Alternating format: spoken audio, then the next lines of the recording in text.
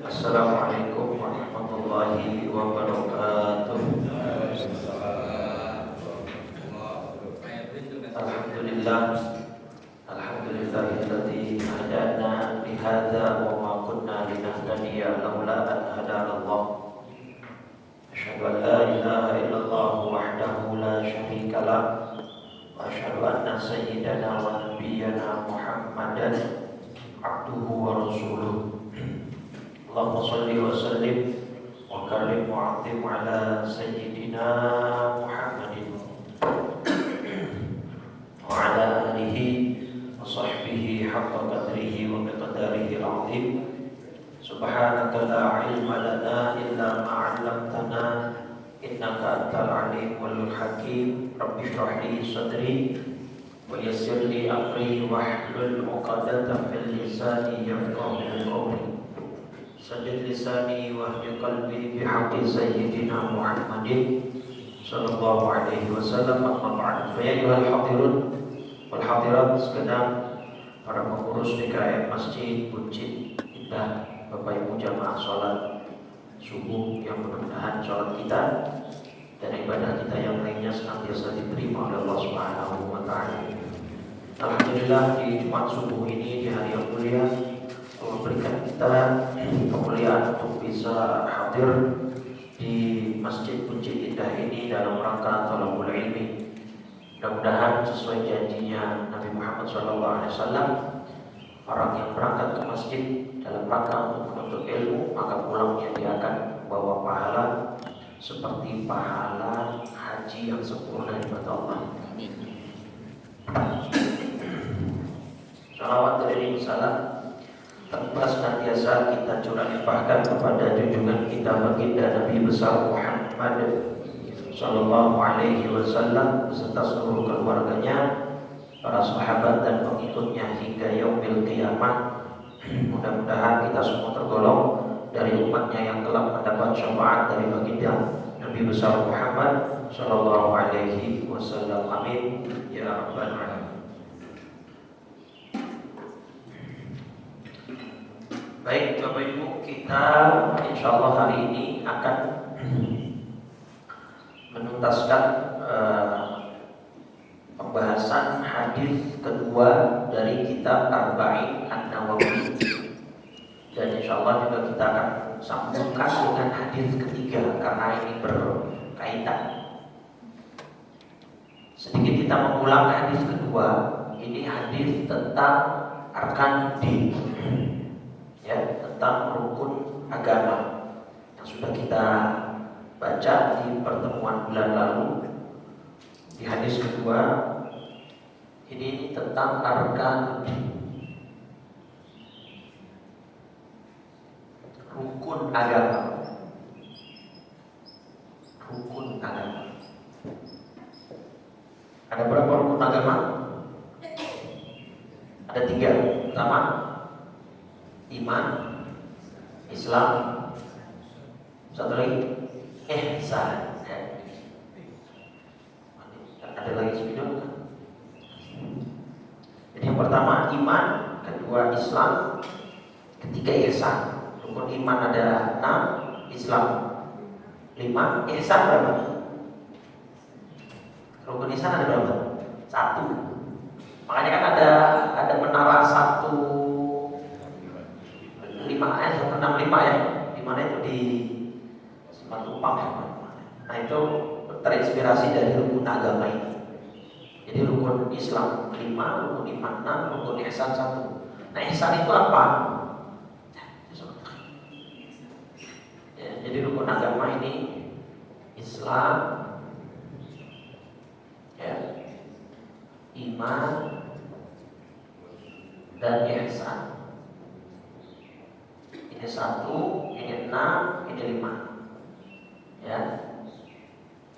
Nah, ihsan itu di dalam hadis yang kemarin sudah kita baca, anta'budallaha ka'annaka tarahu wa illam takun tarahu fa innahu yaraka. Artinya apa, enggak usah diartiin. Nah, udah paham semua ini ya? Kata Nabi, ihsan itu engkau beribadah kepada Allah seakan-akan kau dapat melihatnya. Tapi kalau kamu artinya seakan-akan kau melihatnya, engkau menghadirkan. Seakan-akan Allah ada di hadapan kita, seakan-akan kita bisa merasakan kehadiran Allah. Gitu ya. Tapi memang itu sulit. Ya, itu derajat yang tinggi, makom yang besar. Kita jangankan sholat memikirkan atau meyakini bahwa Allah hadir. Kita sholat aja rakaat masih sering lupa. Bener ya? Padahal di sholat kan ongoing proses, belum selesai, sholatnya belum selesai. Tapi masih dalam sholat kita, aduh berapa ini ya? 2 atau 3. Kalau kayak gitu dalam tinjauan fikihnya, Bapak lupa rakaat nih, Ibu lupa rakaat, mana yang diambil? Yang sedikit. Kenapa? Kaidah lupa. Apa kaidahnya? Al-yakin la yuzalu bisyakki. Ini kaidahnya. Keyakinan tidak dapat dihilangkan dengan keraguan. Al-yakinu la yuzalu bisyakki. Keyakinan tidak dapat dihilangkan atau tidak dapat dihapus dengan keraguan. Kalau misalnya tadi lupa rakaat 2 atau 3, yang sudah pasti yang mana? Yang yakin 2 kan? Yang ragu ini jadi 3 aja. Maka kita ambil yang ini karena ini sudah yakin pasti. Nah, ini nggak mungkin bisa dihapus dengan yang ini. Itu kaidah fikihnya begitu. Tapi kalau untuk muamalah beda. Konsep yang dipakai dalam muamalah ihtiyat. Misalnya ada orang makan di kantin, dia lupa tadi bawa 5 atau 3 ya. Nah kalau misalkan dalam muamalah begitu yang diambil mana? 3 atau 5? Yang 5 Pak. Jangan yang 3. Kenapa? Karena itu pakainya konsep ihtiyat kalau dalam muamalah. Makanya surat Al-Baqarah, Quran surat 2 ayat 282 itu satu ayat memakan 1 halaman full. Itu tentang hutang piutang. Jadi ayat terpanjang dalam Al-Quran itu Al-Baqarah 282 itu 1 halaman full, 1 ayat, dan isinya tentang muamalah dan spesifiknya tentang hutang piutang. Kenapa? Saking pentingnya muamalah dengan manusia. Nah, kalau kita tadi dalam muamalah pakainya yang sedikit, nah kalau ternyata makannya 5, bayarnya 3, nanti ada selisih berapa itu? 2, yang takutnya ternyata kita makannya 5. Nah itu bedanya tuh Pak, antara hablum minallah dengan hablum minannas. Nah baik, jadi ihsan itu engkau beribadah seakan-akan kau melihat Allah. Tapi kata Nabi, kalau itu sulit, fa in lam takun tarahu fa innahu yarah. Kalau engkau sulit ya untuk menghadirkan Allah di dalam hatimu seakan-akan kau melihat Allah, yakinilah bahwa Allah melihatmu. Jadi ya kalau dalam sebuah kantor kamera CCTV di mana-mana yang menyambung langsung ke ruangan atasan atau bosnya, itu kan akan meminimalisir si karyawan ini bekerja dalam keadaan tidak serius kan. Kenapa? Karena dia yakin diawasi, dipantau. Nah itu namanya muraqabatullah. Ya, muraqabah. Jadi pengawasan, merasa kita diawasi oleh Allah Subhanahu wa taala, itulah ihsan. Oke? Nah, saya mau bahas di sini. Kemudian setelah hadis yang kemarin kita baca, setelah sudah hadisnya kemarin ingat nggak? Yang hadis kedua, bahwa malaikat Jibril berpura-pura menyamar sebagai seorang pria yang memakai pakaian putih bersih, rambutnya hitam klimis rapi, tapi sahabat tidak ada yang kenal. Logikanya, kalau sahabat tidak ada yang kenal, berarti itu orang dekat atau orang jauh? Orang jauh. Dan logika keduanya, kalau orang itu orang jauh, berarti mestinya dalam penampilan dia ada tanda-tanda bahwa dia melakukan safar. Iya kan? Entah bajunya mungkin lusuh, rambutnya berantakan, ini enggak rapi sekali, kayak enggak habis perjalanan, tapi bukan orang situ gitu lah. Itulah malaikat Jibril bertanya tentang 3 hal. Pertanyaan keempat tentang apa? Akhbirni 'anis sa'ah. Tentang hari kiamat. Nah, perhatikan kalimatnya. Nabi bilang dalam hadisnya, ketika menjawab pertanyaan malaikat Jibril yang menyamar tadi, mal mas'ul bi'a'lama minas sa'il. Yang ditanya dengan yang bertanya sama-sama tidak tahu. Artinya dalam hadis ini jelas, hari kiamat tidak ada satupun makhluk yang tahu, even malaikat Jibril. Kata. Maka dulu kan ada beberapa prediksi tuh yang ternyata meleset, katanya tanggal 12 bulan 12 tahun 2012 gitu ya. 12 katanya akan terjadi. Sampai dibikin filmnya kan sama Hollywood itu, ternyata lewat gitu kan. Atau orang Indonesia tuh yang menerka memprediksi hari kiamat, siapa yang ibu-ibu? Nama Loren. Itu katanya akan ada hebat. Nggak tahu nyampe dia mati dulu, dia udah meninggal kan? Loren, dia duluan. Jadi dalam hadis ini tegas, nggak ada yang tahu. Even Nabi Muhammad, bahkan malaikat Jibril, asistennya Allah, itu nggak tahu kapan hari kiamat. Ya. Maka kalau dipikir-pikir, Indonesia ini polisi hebat, bisa nangkap Nabi, bahkan terakhir nangkap malaikat Jibril. Siapa dulu yang ngaku malaikat Jibril? Yang perempuan itu? Lia Eden ya kan? Ya, jadi hebatnya polisi kita tuh sampai malaikat pun ditangkapnya gitu. Baik, nah kemudian di sini yang menarik, Nabi kemudian ditanya, kalau memang gak tahu hari kiamat, fa'akhbirni an amaratiha. Kalau begitu kasih tahu tandanya. Dua tanda yang Nabi sebut dia menjelang hari kiamat. Pertama, antalidal amatu rabbataha. Ya, rabbataha. Seorang budak perempuan akan melahirkan tuannya. Ini tanda pertama dari Nabi. Menjelang hari kiamat akan banyak budak-budak perempuan melahirkan seorang anak laki-laki, di mana seorang anak laki-laki ini akan menjadi tuannya. Maksudnya bagaimana? Ada dua penafsiran. Penafsiran pertama, nanti di akhir zaman menjelang hari kiamat banyaknya peperangan. Ya, dulu di zaman Nabi ada perbudakan nggak? Paku. Itu konsepnya bagaimana? Budak itu siapa budak itu? Yang jadi budak itu siapa? Para tawanan perang yang ketika umat Islam dan kafir perang, kemudian umat Islam menang, maka tawanan para orang-orang kafir ini sama orang Islam dijadikan budak. Karena orang Islam menang dan budak ini bisa diperjualbelikan.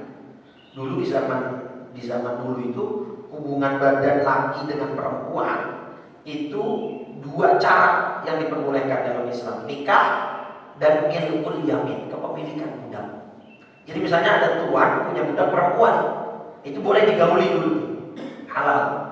Nah, tanda kiamat pertama yang Nabi berikan, antari dalam atur bataha, seorang budak akan melahirkan tuannya. Itu masuk pemahamannya pertama, kata ulama, besok di akhir zaman akan terjadi banyak peperangan lagi dan umat Islam banyak meraih kemenangan sehingga banyak mendapatkan tawanan sehingga menjadi banyak lagi perbudakan. Tapi kata ulama ada pemahaman kedua. Apa pemahaman kedua? Ini kiasan atas banyaknya gini. Seorang ibu melahirkan anak laki-laki, kemudian anak laki-lakinya ini bertindak seolah-olah dia seperti raja dan memperlakukan ibunya seperti budak. Jadi maksudnya tanda pertama dalam hadis kedua Arba'in Nawawi ini, tanda pertama hari kiamat adalah banyaknya kaum laki yang berdurhaka kepada ibu kandungnya. Jadi seakan-akan ibu kandungnya diperlakukan seperti apa? Budak. Nah ini mohon diperhatikan, terutama untuk para istri. Di dalam kitab Fathul Mubinnya Imam Ibnu Hajar, kebanyakan, mostly ya, tidak semua, tapi kebanyakan, banyak kaum laki-laki yang durhaka sama ibunya itu terjadi setelah pernikahan tanpa disadari. Dan itu di situ peran terbesar itu ada di siapa? di istri. Si suami bisa berbakti kepada ibu atau malah berbalik menjadi durhaka, peran besarnya ada di pasangan istrinya. Dalam kitab Al-Majjarur Rabih karya Syekh Ahmad Zaidi Dahlan ada sebuah riwayat hadis, dan ini hadisnya hasan. Nabi ditanya, "Ayyun nas aqwamu haqqan 'alan nisa?" Ya Rasul, siapa sih orang yang harus dimuliakan sekali oleh wanita? Nabi jawab, siapa? Ketika sudah menikah, wanita harus menghormati siapa yang paling pertama harus dihormati? Suami. Itu suami. Kalau buat laki-laki siapa ya Rasul? Siapa buat laki-laki? Ibu.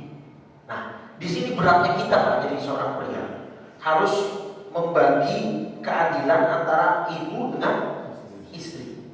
Kadang-kadang kalau kita berat sebelah, yang sebelah lagi akan cemburu. Benar? Jadi itulah beratnya. Itu kalau istrinya satu. Ya makanya maksud saya, satu saja tanggung jawabnya besar, berat, gitu ya, berat. Maka pesan buat para istri, tolong kalau suami Anda berbakti kepada ibunya, Anda jangan cemburu, Anda jangan jealous, justru Anda harus support dan bangga. Kenapa? Gini konsepnya, saya jelaskan. Misalkan ini suami dengan istri, ya kan? Si suami ini punya ibu. Ini kan tergantung peran si istri. Kalau si istrinya mensupport suaminya untuk berbakti kepada ibunya, gini hadisnya bilang gini, birru aba'akum taburrukum abna'ukum. Baktilah kepada bapak ibumu, besok anak-anakmu akan berbakti kepadamu. Sekarang gini, kalau istrinya mempengaruhi suaminya untuk durhaka kepada ibunya, besok dari pernikahan mereka akan lahir anak laki-laki. Kemudian laki-laki nanti menikah dengan seorang wanita. Kira-kira wanita ini akan berlaku apa kepada si ibu ini? Apa maksud saya? Ini suami istri. Ketika istrinya ini mempengaruhi suami untuk durhaka kepada ibunya, kemudian nanti dia besok punya anak laki-laki, nah anak laki-lakinya menikah, kan dia berarti punya mantu tuh. Kalau dalam bahasa orang awam sih istilahnya apa? Karma. Tapi dalam istilah kita nggak mengenal karma apa? Ya kita menanam, kita menuai apa yang kita tanam. Faman ya'mal mithqala dzarratin khairan yarah, wa man ya'mal mithqala dzarratin. Jadi kecil apapun kebaikan atau keburukan pasti akan kita lihat balasannya. Gitu ya. Jadi itu tanda pertama. Jadi kita para laki-laki harus tahu betul bagaimana kita memposisikan antara ibu dan istri kita.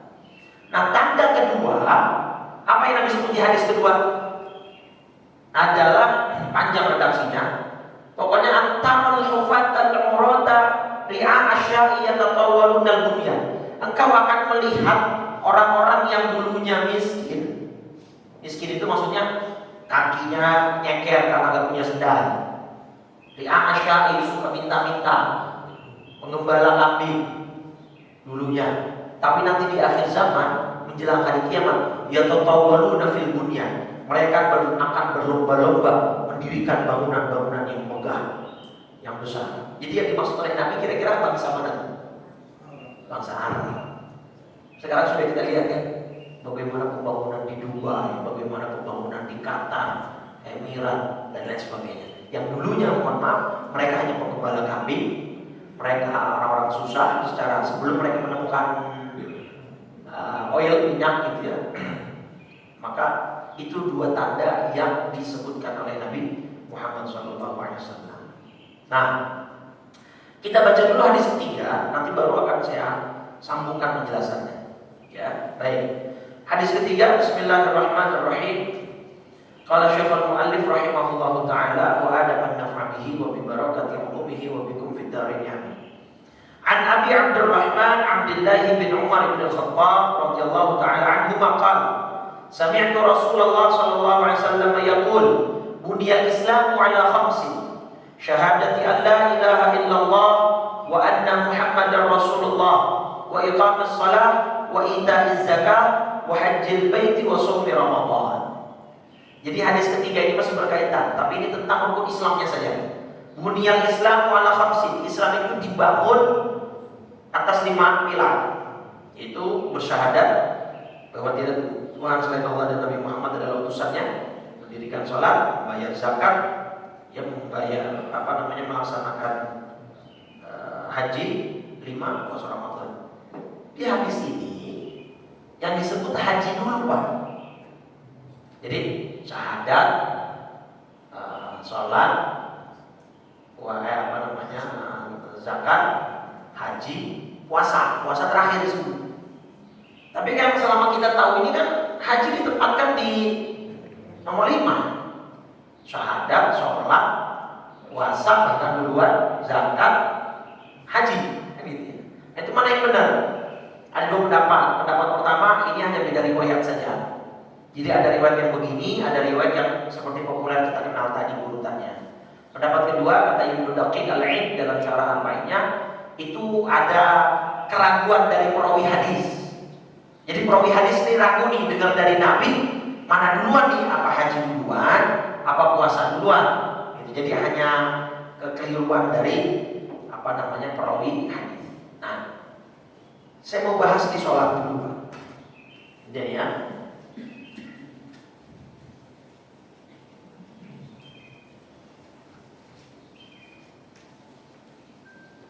Baik. Nah, di iman tadi ada 6. Nanti akan saya bahas yang penting adalah di rukun iman ke-6. Apa rukun iman ke-6? Ya, kalau bahasa kitanya percaya kepada takdir. Rukun Islam yang akan saya bahas mendalam itu sholat. Sebenarnya zakat juga penting. Gini, terutama bapak-bapak di sini ya, bapak ibu yang sudah berkewajiban zakat, tapi tidak mau bayar zakat, itu dosanya gimana kira-kira? Nah, sudah berkewajiban zakat nih, dia nggak wajib zakat, dia nggak bayar zakat, maka kata Ibnu Abbas gini Pak, ada 3 ayat yang turunnya bergandengan.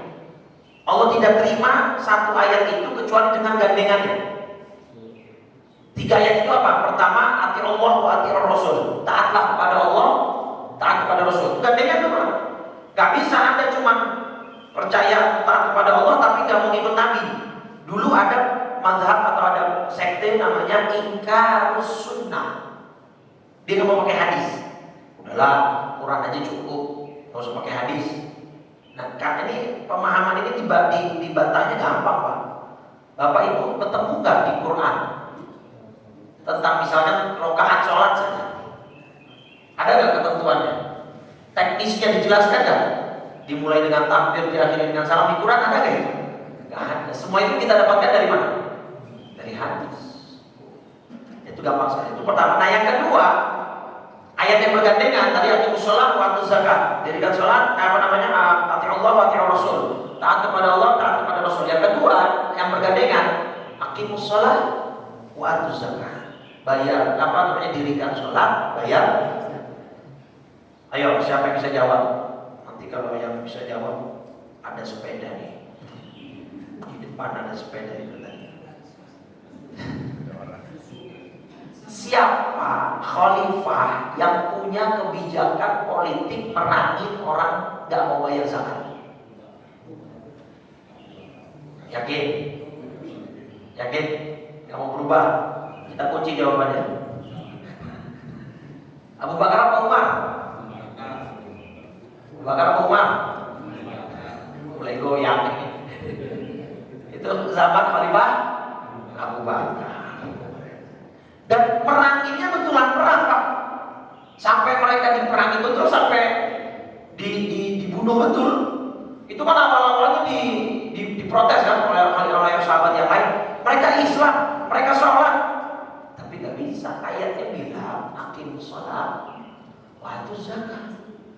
Kalau sholat doang nggak membayar zakat, nonsen, di mata Allah nggak diterima sholatnya.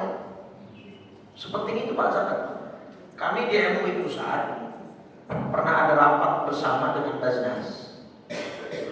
Menurut data dari mereka, muzaki yang harusnya kewajiban bayar zakat tapi bayar zakat beneran di Basnas itu less than 50%. Masih kurang dari 50%. Makanya sekarang itu ada regulasi Pak, bisa cek di Google, bahwa para pembayar zakat atau muzaki ketika bayarnya di Basnas dan mendapatkan bukti setor zakat, kemudian dia wajib pajak dan dia setorkan bukti itu sertakan dalam pembayaran pajaknya, maka pajaknya akan dikurangi. Itu sudah ada regulasinya, kerjasama antara Basnas dengan Kementerian Pajak, di bawah Kementerian Keuangan. Sampai segitunya Pak untuk karena ya sewajib itu Pak zakat. Kan gini, Ustaz kok ada orang yang nggak mau bayar zakat? Banyak. Karena tadi mikirnya mereka dua kali Pak.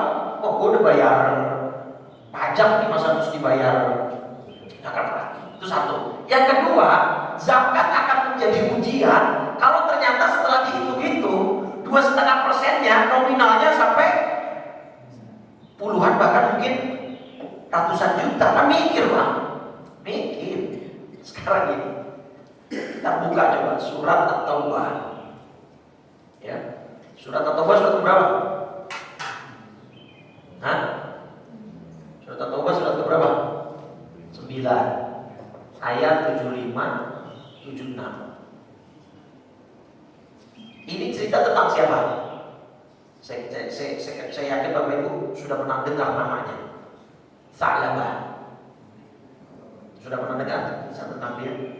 Tadinya orang miskin, orang gak punya, sholat musuhnya rajin, infak sedekahnya rajin. Ya biasa, mungkin dia bosan jadi orang miskin menghadap Nabi Rasul, doain dong, saya pengen jadi orang apa? Ya kayak bosan nih hidup miskin. Itu Nabi sebetulnya sudah peringatkan Pak. Ya sahabat, tampang ente nih kagak ada. Mungkin Nabi pengen ngomong tampang ente nih gak apa ya? Bukan gak cocok, mungkin takutnya gak kuat dikasih kaya. Ntar malah jadi OKB. Apa OKB? Orang kaya baru, orang kaya belagu dan benar terbukti. Begitu dia awalnya minta semangat jadi orang kaya, ya Rasul saya bakal tambah rajin sholatnya, saya bakal tambah banyak sedekahnya. Begitu kaya di ayat 76-nya, bakhilu bihi wa tawallaw wa hum mu'ridun. Boro-boro sedekah infak yang apa namanya yang sunnah, yang zakat saja yang wajib. Ketika mereka Sa'labah diminta oleh Nabi dipungut zakat, dia menolak untuk bayar. Sholat yang tadinya 5 waktu ke masjid karena sudah banyak hartanya, asetnya, jadi nggak sempat lagi ke masjid. Jadi karyawan saya juga, nanti saya mau masuk ke sini. Saya masuk ke sini dulu deh karena mau bahas sini. Kadang-kadang kita itu bukan kadang-kadang, kebanyakan kita itu menilai orang sukses itu dari apa? Dari harta. Ya kalau kita boleh jujur ke diri sendiri nih, kita banyak menilai orang itu sukses dia aja dari apa? Makanya orang lebaran pulang kampung, nanti orang kampungnya nilai itu sukses pertama kali, yang dilihat apanya? Dia pulang kampung bawa apa? Pakai kendaraan mobil apa?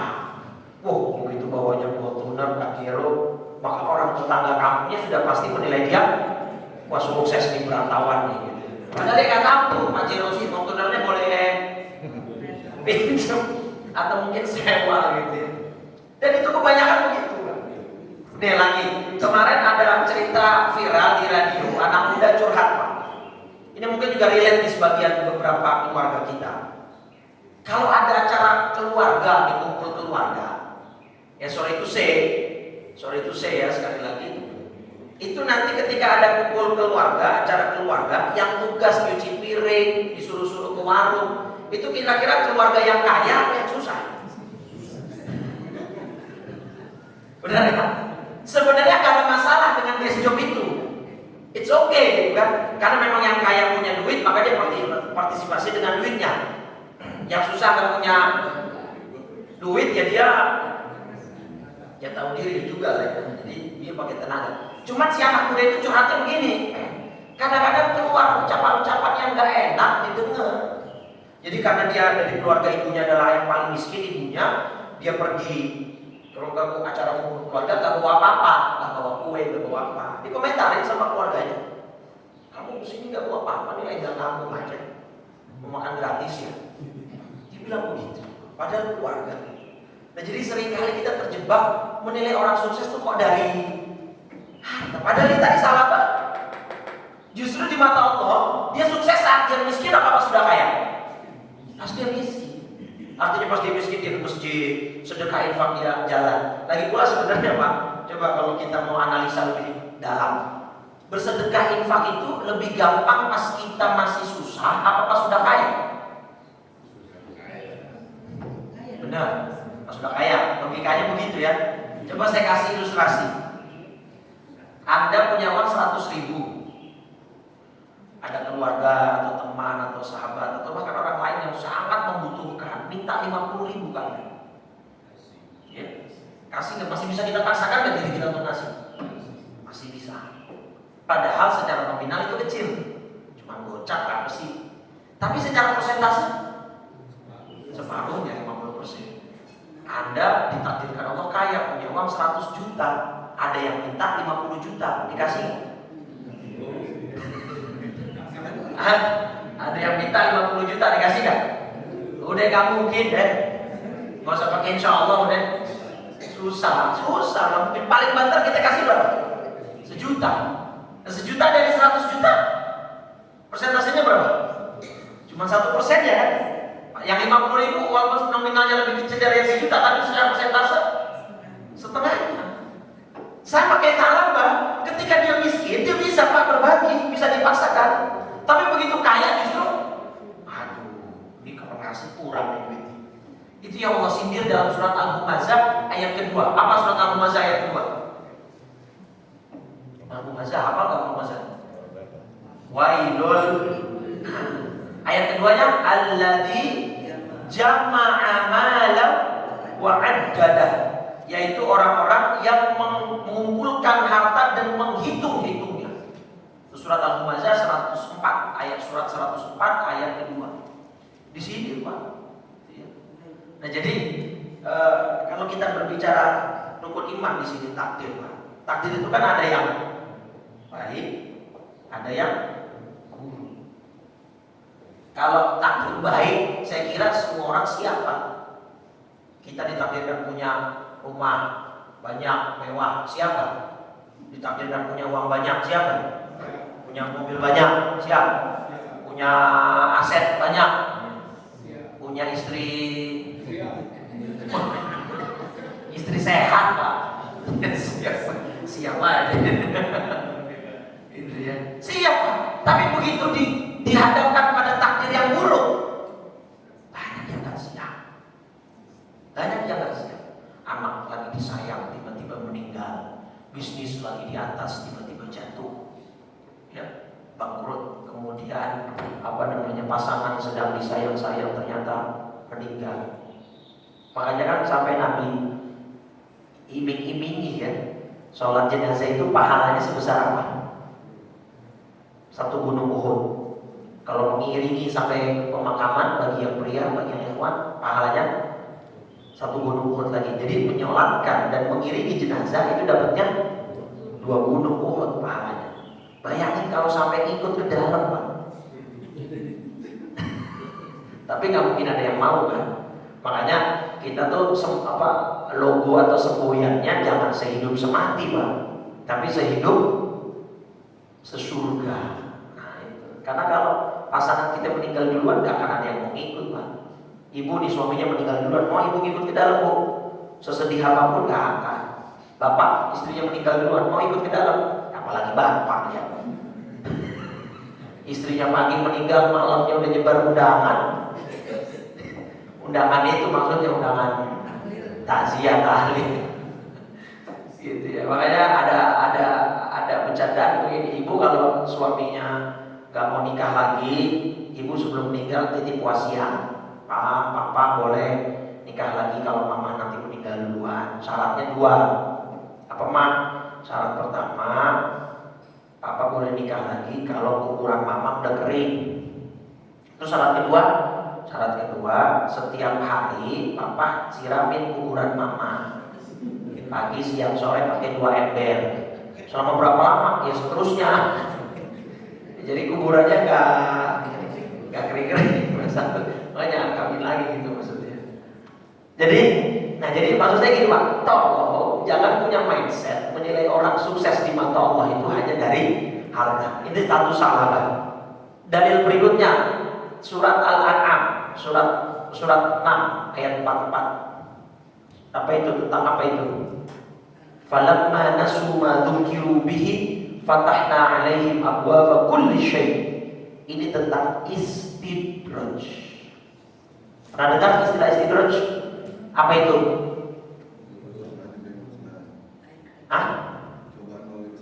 Cobaan melalui kesenangan. Boleh. Ada lagi bahasa lain? Apa? Diulur waktunya. Bisa. Jadi istidraj kalau secara harfiah, istidraj itu artinya penghinaan. Kalimat istidraj, kata istidraj itu artinya penghinaan. Tapi betul tadi, penghinaan ini justru Allah akan berikan melalui awal tahapan kesenangan. Falamma nasu ma dzukiru bihi fatahna 'alaihim abwaaba kulli syai'. Ketika mereka melupakan yang diperingatkan oleh Allah, artinya itu enggak sholat, enggak puasa, enggak zakat, enggak haji, padahal dia sudah mampu. Nah, maka ada yang nyeletuk pas saya sampaikan, Ustaz, haji bukannya panggilan. Loh, dengan dia ekonominya sudah mampu, berarti itu sebenarnya Allah sudah manggil dia belum? Oh, tiap tahun dia keluar negeri kok liburan, masa haji belum? Gitu loh. Bukan, masa kemudian ada orang nggak mau sholat, kenapa kamu nggak sholat? Belum panggilan, Ustaz. Kok sholat belum panggilan? Setiap hari 5 kali muadzin pakai speaker, masa belum panggilan? Kita hanya katanya. Dan ancaman orang yang nggak mau haji, padahal dia mampu secara finansial, secara fisik dia mampu. Hati-hati Pak ancamannya. Fa in syaa mata yahudiyan aw nasraniyan. Maka kalau dia mati sebelum sempat dia melaksanakan haji dan tidak ada niat untuk berangkat, ketika dia meninggal dunia, dia mati dianggap oleh Allah matinya dalam keadaan Nasrani atau Yahudi. Alhamdulillah, padahal sudah mampu. Nah, itu makanya tadi Islam, rukun Islam itu ada 5 ya. Nah, jadi kalau kita istidraj itu ketika dia semua kesenangan abwaab kulli syai', kalimat ayatnya pakai fatahna 'alaihim abwaab. Abwaab itu bentuk jamak, bentuk plural dari apa? Babun. Babun artinya pintu. Abwaab banyak pintu kesenangan. Bisnisnya lancar, hartanya berlimpah, keluarganya makmur, anak-anaknya sukses, tapi gak mau sholat, gak Ramadan, gak puasa, haji, gak mau berangkat, zakat gak mau dibayarkan. Akhadnahum baghtatan. Ketika mereka sedang senang-senangnya, kami siksa secara tiba-tiba. Pemahamannya disiksa secara tiba-tiba, Pak. Matinya mendadak, belum sempat taubat. Alhamdulillah. Maka itulah mati dalam keadaan su'ul khotimah. Nah, su'ul khotimah, di sini saya masuk. Su'ul khotimah itu paling banyak penyebabnya adalah mutahawinu bis sholat. Orang yang meremehkan sholat. Jadi gini Pak, ada kitab namanya Sabilul Iddikar wal I'tibar bima yanqadi lahu minal a'mal. Karya Syekh Al-Habib Abdullah bin Alawi Al-Haddad menyusun Ratibul Haddad. Itu beliau bikin riset Pak, bikin riset kecil-kecilan di zaman hidupnya tentang 5 penyebab orang su'ul khotimah. Sebab orang su'ul khotimah. Dan nomor 1 yang menempati penyebab terbanyak orang mati dalam keadaan su'ul khotimah, al-mutahawwinu bis shalah. Orang yang meremehkan sholatnya. Ketika saya sampaikan materi ini di beberapa masjid yang saya bina, ada satu jamaah saya kebetulan kerja di rumah sakit Islam. Ya kebetulan dia dinasnya di rumah sakit Islam Cakung, Pondokopi. Dan dia bilang, Ustaz, di dalam rumah sakit Islam itu kan ada satu unit kerja seperti mungkin binroh ya, bimbingan rohani itu, yang tugasnya di ustaz-ustaz mendampingi para rumah sakit, para pasien yang mungkin membutuhkan konseling, takut dia stres konseling agama, disiapkan para ustaz ini. Dan salah satu tugasnya juga membimbing membaca talqin saat ada pasien yang mengalami sakaratul maut. Jadi ada ustaz itu sudah yang ready mendampingi pasien untuk mentalkin bacaan tauhid. Dan karena dia menghadapi langsung kan para pasien yang begitu, banyak yang kemudian lidahnya keluh, kaku, nggak bisa ngomong. Allah alam masalah hati ya. Tapi secara zahir kemudian mereka bikin juga semacam riset yang kurang lebih sama, dan mereka dapati, mereka tanya dulu ke keluarga, boleh nggak ini dijadikan riset dalam agama gini boleh. Dan kebanyakan ditanya kepada keluarga yang tadi susah menyebut kalimat tauhid, itu rata-rata penyebabnya satu, nggak sholat. Sama. Gitu. Jadi ada sinkron nih antara riset yang dilakukan Syekh Abdullah bin Al-Wahhab dulu dengan riset kekinian sekarang di teman-teman rumah sakit Islam. Sholat, Pak. Sekarang gini, saya mau tanya, boleh nggak doa di dalam sholat? Di dalam sholat boleh nggak doa? Pas kapan? Hanya sujud kan? Sebelum syahadat, sebelum salam, kita sholat akhir. Terus kapan lagi? Baca sholatnya. Oke, terus ruku, terus coba buka nanti Quran surat Ali Imran surat 3 ayat 39. Ya. Ini tentang Nabi Zakaria yang dikasih kabar dapat putra. Siapa nama putranya Nabi Zakaria? Nabi Zakaria itu punya putra, dikasih kabar sama Allah, namanya siapa? Nabi Yahya. Nabi Yahya. Jadi gini kan, Nabi Zakaria dan istrinya itu kan by medis itu sudah divonis gak bakal punya keturunan. Di kalimat ayat 39 surat 3 surat Al-Imran, fanadatul malaikatu wa huwa qa'imun yusalli fil mihrab. Datang malaikat memberikan kabar kepada Nabi Zakaria, sedangkan Nabi Zakaria lagi sholat. Lagi sholat. Jadi dari ayat ini ada sebuah kitab tafsir namanya Hada'iqur Rawhi war Raihan karya Syekh Muhammad Ali. Ya, saya bacakan ininya kalimat redaksi tafsirnya. Perhatikan ini. Ya, ini penting untuk kemudian kita. Fihi dalilun ala anna al-muradat tutlabu bis salawat. Dengan ayat ini surat 3 surat Al-Imran ayat 39 menjadi dalil kuat bahwa semua keinginan, semua harapan, semua permintaan manusia bisa diminta melalui sholat. Dalilnya lagi mana? Al-Baqarah ayat 45. Al-Baqarah surat 45. Wasta'inu bis-sabri was-shalah. Mintalah pertolongan kepada Allah melalui media sabar dan sholat. Nah, jadi di dalam sholat sebenarnya di semua gerakan boleh, tetapi memang yang ditekankan dua, ketika sujud dan ketika tasyahud akhir sebelum salam. Kalau yang sujud itu ada di hadis Muslim nomor 479. Ya, hadis Muslim nomor 479. Ini kata Nabi, wa ammas sujud fajtahidu fid du'a faqaminun ayyustajaba lahu. Kalau Anda sedang sujud, bersungguh-sungguhlah dalam berdoa, karena posisi sujud sangat besar peluang doa Anda dijabah. Di sujud yang keberapa pertanyaan saya? Di sujud yang keberapa? Semua sujud sebenarnya. Cuma konteksnya kalau Anda jadi imam, even sujud terakhir pun jangan lama-lama. Paham? Begitu mentang-mentang jadi imam, sujud terakhir sampai 5 menit. Akhirnya jamaah yang belakang kan gelisah, itu enggak. Jadi ini menunjukkan bahwa ibadah itu seringkali bukan hanya soal benar dan salah. Bukan hanya soal hitam dan putih, tapi di situ ada kebijaksanaan. Sayyidina Mu'adz bin Jabal pernah diomelin sama Nabi. Ya Mu'adz, afattanun anta. Ya Mu'adz, kamu bikin fitnah. Padahal Mu'adz bin Jabal jadi imam sholat, tapi dibilang sama Nabi tukang fitnah. Itu tukang fitnah ya Rasul, kenapa?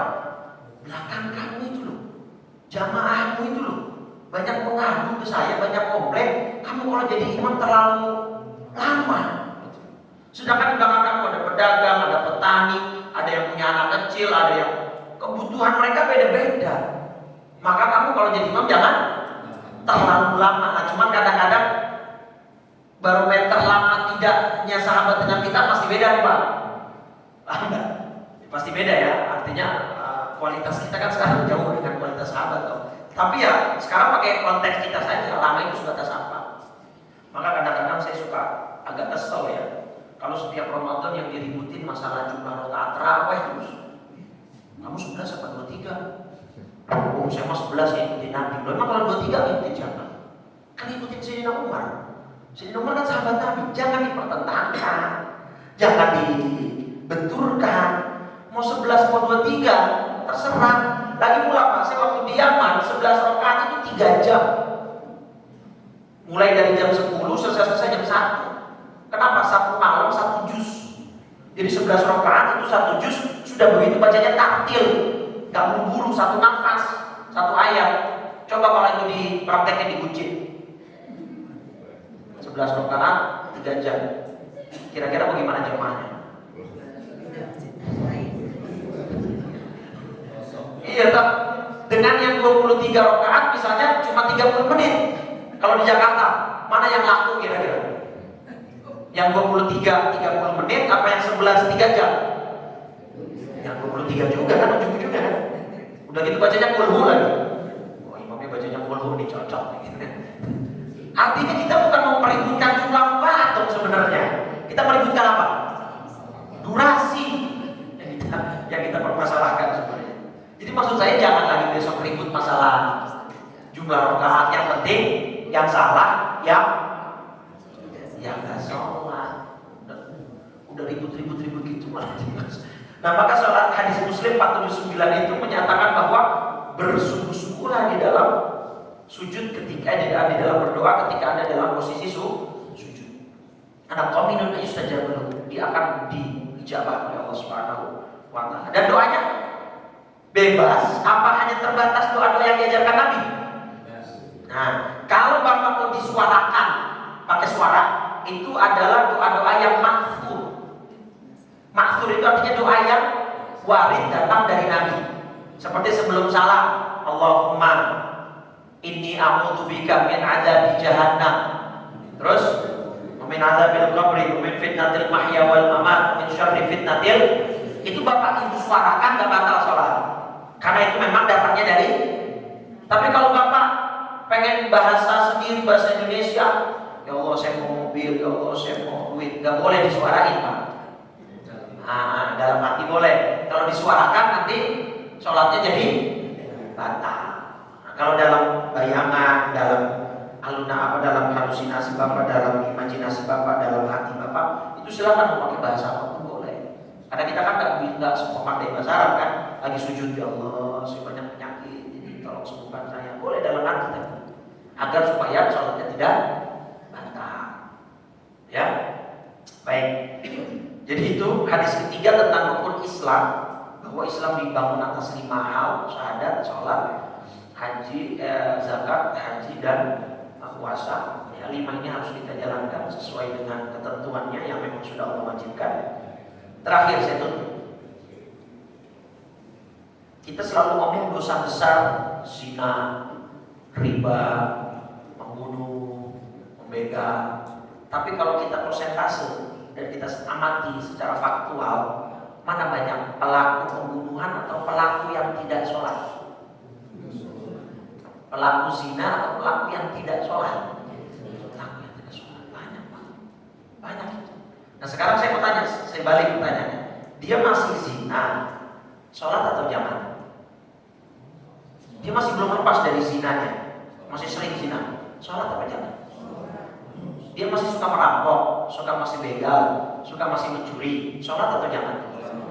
Dia masih buka aurat, masih belum bisa menutup aurat, sholat atau jangan?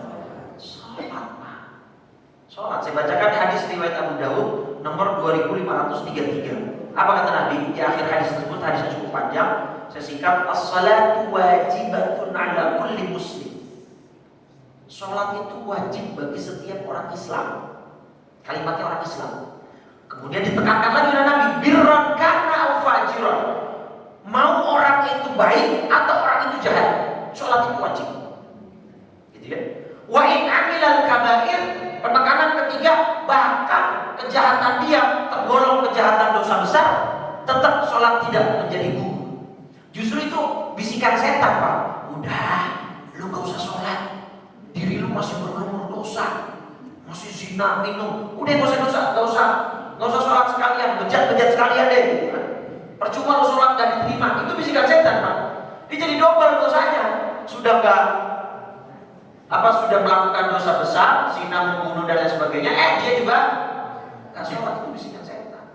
Nah, sebagai penguat hadis riwayat Imam Ahmad, ada sahabat tanya, ya Rasul, saya kenal orang, innahu yusalli bil lail, dia sholat malam tahajud, wa yasruqu bin nahar, tapi maling siang harinya. Logikanya, Pak, kalau orang sudah sholat tahajud, sholat malam aja dikerjain, kira-kira sholat wajibnya gimana? Sudah clear dong harusnya.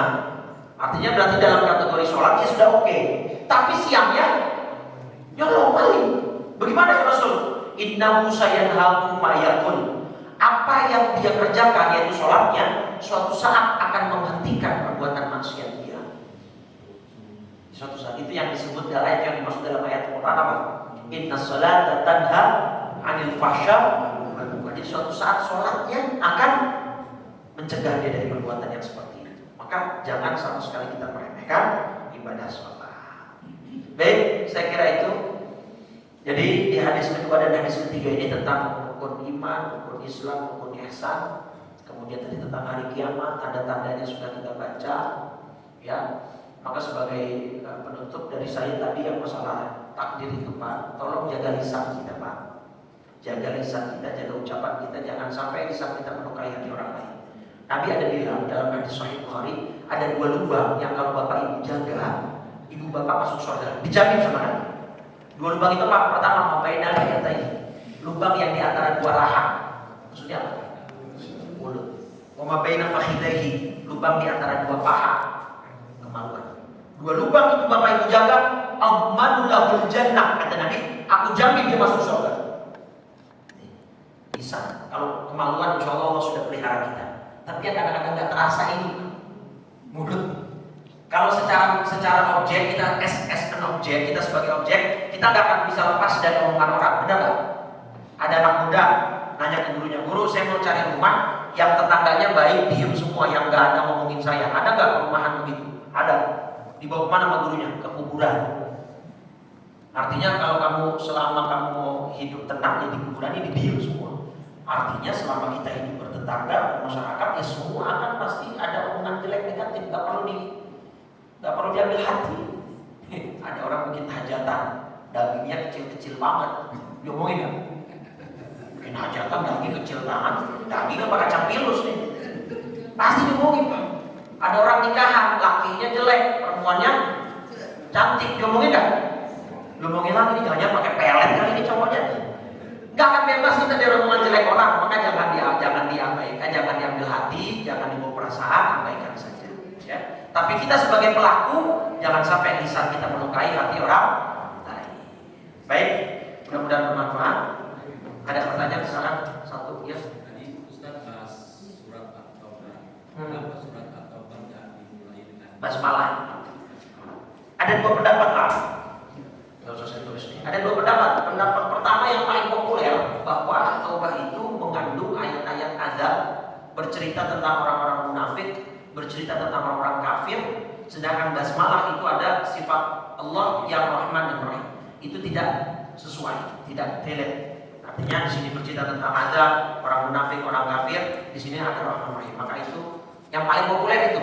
Tetapi sebenarnya kalau diteliti di dalam kitab Ulumul Quran, yang paling kuat itu pendapat kedua, Pak. Kenapa nggak ada basmalah? Karena sebenarnya At-Taubah dengan surat sebelumnya Al-Anfal surat ke-8 itu satu surat.